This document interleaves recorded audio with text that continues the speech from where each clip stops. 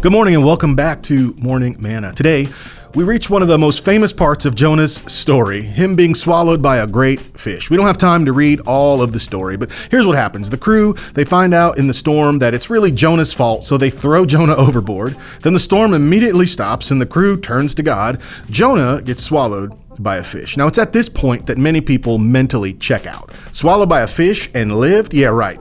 Was it a fish? Was it a whale? What type of fish are in the Mediterranean Sea anyway? These are all interesting questions. However, we have to be careful not to turn the Bible into something that it is not. The Bible is not a science textbook. Jesus, he also uses the story of Jonah being swallowed by a fish as an example of his death, burial, and resurrection. So we also shouldn't dismiss this story either. You can see Matthew 12 for that.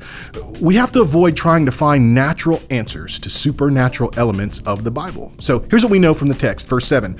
And the Lord appointed a great fish to swallow up Jonah.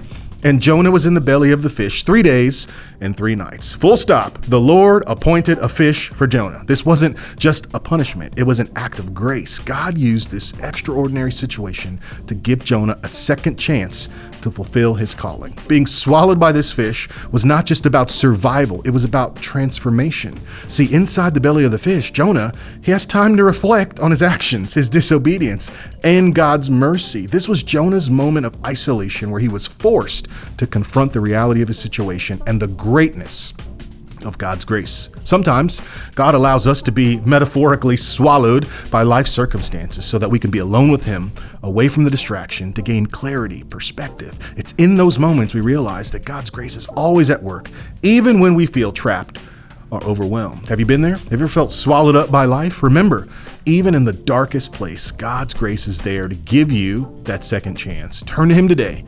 You won't regret it. See you tomorrow.